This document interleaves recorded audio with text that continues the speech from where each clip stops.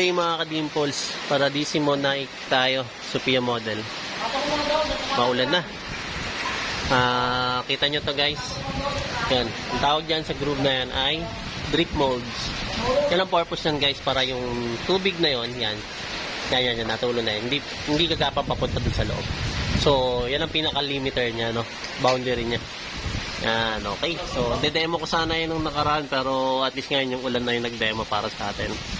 Naka-waterproof din po yung ibabaw niyan. Kaya, hindi siya tatagas dito. Okay. So, yan. Na-serve na yung purpose niya. Ito, bubuhusan na tong pathway natin.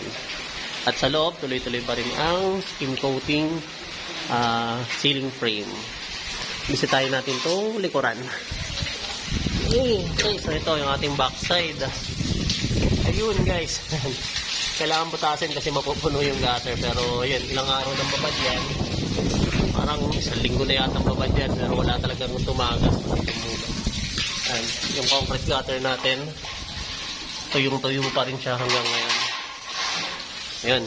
Okay.